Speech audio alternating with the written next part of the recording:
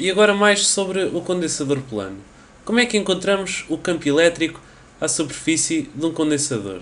Do condensador destes plano. O condensador nós tínhamos visto que era dois condutores em interação mútua, que eram dois planos infinitos. Ou seja, esta superfície era infinita e esta superfície também era infinita. Para encontrar o campo elétrico aqui no meio, como é que vamos fazer? Vamos primeiro considerar uma superfície tamanho finito e calcular o campo elétrico que faz a um ponto na superfície. Depois, pôr também a superfície em cima, considerar o campo elétrico que ela faz. Depois, estender o raio para infinito e ver o que é que acontece.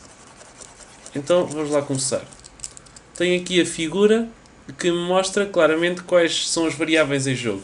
Primeiro, ela tem uma carga à superfície, ou seja, tenho que considerar todos estes raios e tenho que integrar em todo o meu raio. Depois, o meu ponto está a uma distância z, a uma altura z do meu condutor. O meu condutor tem um raio que eu chamo r e o ângulo que se eu escolher aqui uma carga dq vai fazer um campo elétrico num dado ponto à superfície que faz um ângulo alfa com a normal, ou seja, com a vertical. E agora a expressão do campo elétrico, tínhamos um campo elétrico criado por uma carga pequenina, era 1 sobre 4πε0 dq sobre r², em que q era a carga total que eu tinha, mas agora estou a considerar uma carga dq a uma distância rc do centro, uma distância r de onde eu estou a calcular, que tem uma altura z, tem uma carga dq. Então o campo elétrico, se eu disser que uma dq, como tem uma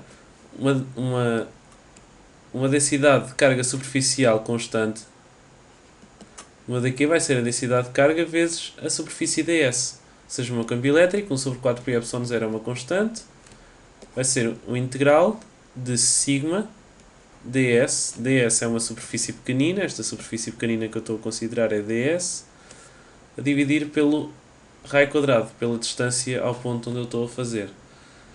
E agora como é que eu encontro uma superfície pequena numa circunferência, num círculo?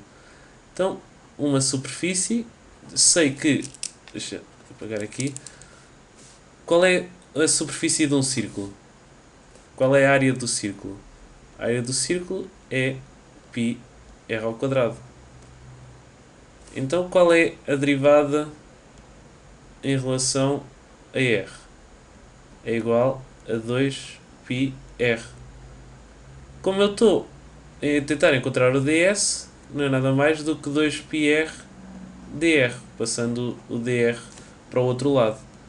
E pronto, isto é uma maneira assim mais à física de encontrar o ds, porque eu tinha primeiro que considerar que estou num dado ângulo θ e depois integrar nesse ângulo θ total, mas eu sei que o ângulo total vai ser 2π, por isso aparece este fator de 2π e depois integrar também em r dá este fator rdr. É a mudança de coordenadas cartesianas para coordenadas polares, não é mais que isso.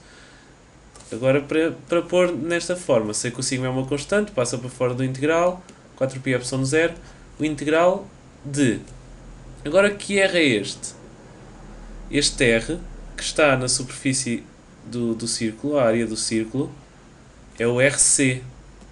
Não é a distância r da carga até ao ponto naquela altura. É rc, que é a distância da carga à origem do círculo. Então vou pôr aqui rc, rc, que são diferentes. Enquanto que este r continua a ser a distância desde a carga até ao ponto. Então fica 2π rc derivada drc a dividir por r². Isto é o campo elétrico total criado. Mas agora eu sei que vai ter as contribuições dos outros pontos todos quando eu for integrar. Ou seja, este ponto vai contribuir, dada maneira, a cancelar a componente horizontal do outro ponto. E tenho uma infinidade de pontos que vão cancelar as horizontais todas. Porque esta vai estar para aqui, esta vai estar para ali, as duas vão cancelar e tenho um campo elétrico total, que é a soma dos dois vetores, que é assim. Este é o campo elétrico que eu vou chamar no eixo dos Z's, o EZ. Para encontrar esse EZ, que é o campo elétrico que eu quero, que é o campo elétrico na vertical, tenho que multiplicar o E total por cosseno de alfa. Se o E total estava neste sentido, e essa é a minha hipotenusa, eu quero o cateto adjacente, tenho que multiplicar por cosseno de alfa, isso já vai dar o meu E de Z. Ou seja, se eu quero o E em Z, que é o que eu vou calcular, vai ser sigma a dividir por 4π epsilon 0 vezes os 2π, que também vou passar para fora do integral de RC, vezes cosseno de alfa a dividir por r² de RC. Este integral parece fácil porque eu só tenho RC aqui num termo linear, mas não nos podemos esquecer que pelo teorema de Pitágoras o r² não é nada mais do que z² mais o RC². Então o RC² também está no denominador, o que torna este integral um pouco mais complicado. Mas também se faz. Basta-nos agora encontrar a expressão para o cosseno de alfa. Como é que eu encontro o cosseno de alfa? Eu sei que este ângulo, o alfa, vai ser igual a este ângulo alfa. Certo? Podemos ver aqui, são dois ângulos complementares, então os dois ângulos vão ser iguais. Posso desenhar um triângulozinho em que isto é alfa, isto é z, isto é r e isto é rc. Então o cosseno de alfa não é nada mais do que z a dividir por r.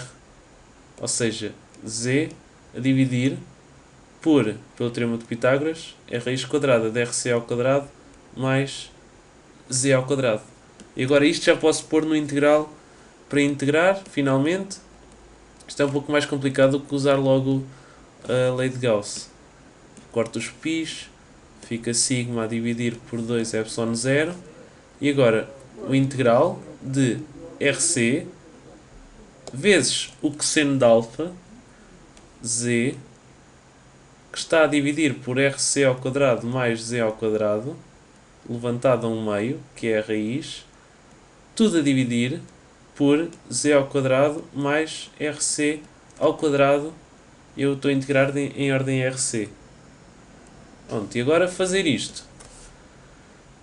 Vou pôr tudo de uma maneira mais simples. Fica sigma sobre 2 epsilon 0, o integral entre 0 e o meu raio total do condutor, que é um círculo, de z vezes RC a dividir por z² mais RC². E agora, isto estava levantado a 1. Mas no denominador vai multiplicar por uma coisa que está levantada a 1/2. Não é? Fica z a dividir por r² mais z², raiz quadrada disso, raiz quadrada é 1/2, multiplicar pelo z² mais RC². Então os expoentes vão somar. Estão os dois a dividir. Eu sei que 1 mais 1/2 é 3/2. Então isto vai ficar no denominador levantado a 3/2 integrar em relação a RC. E agora, como é que eu faço este integral? Este integral, posso notar que como é que fica a derivada, se eu fosse fazer a derivada de 1 sobre z² mais RC². Qual era a derivada disto? Estou a derivar em relação a RC. Isto ia ficar... Isto está levantado a menos 1/2, subtrai 1 ao expoente, fica levantado a 3/2. z² mais RC² levantado a 1/2. Como isto está levantado a menos 1/2, fica menos 1/2 a multiplicar. É o expoente vezes a mesma coisa levantada ao expoente menos 1, vezes a derivada que está lá dentro, que é 2 vezes RC. Eu tirei 1 ao expoente, fica 3/2, certo? Fica mais simples se eu vir isto como z² mais RC² levantado a menos 1/2.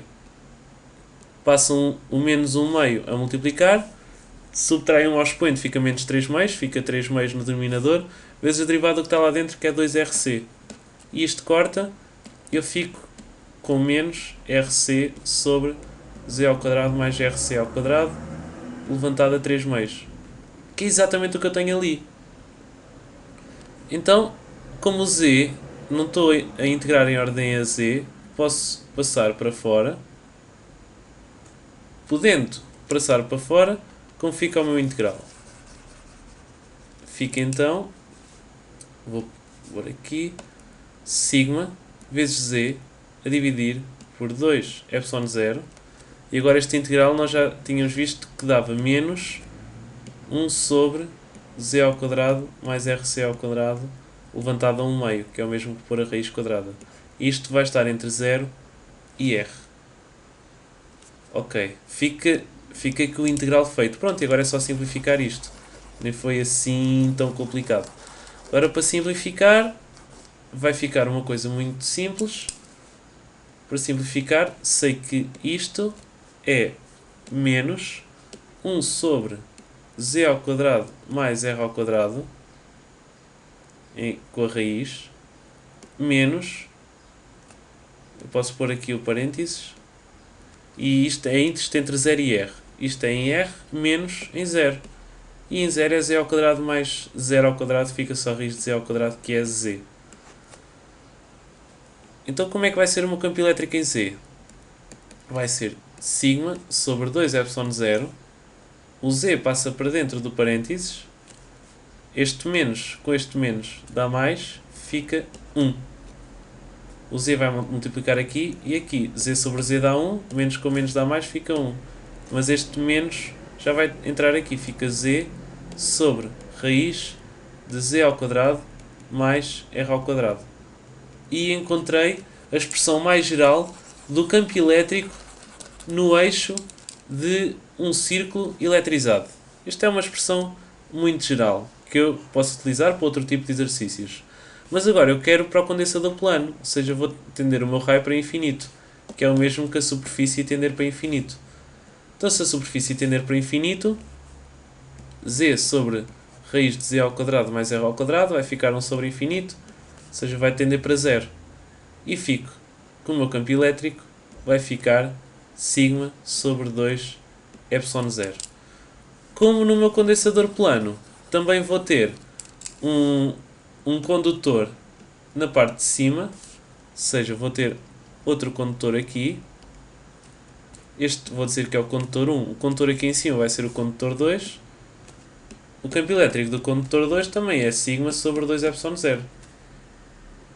Então, somando o de 1 mais o de 2, tenho campo elétrico do meu condensador, vai ficar a expressão mais simples de sempre, que é sigma sobre epsilon 0, que era a expressão que nós estávamos à procura para provar que o campo elétrico dentro de um condensador plano era constante.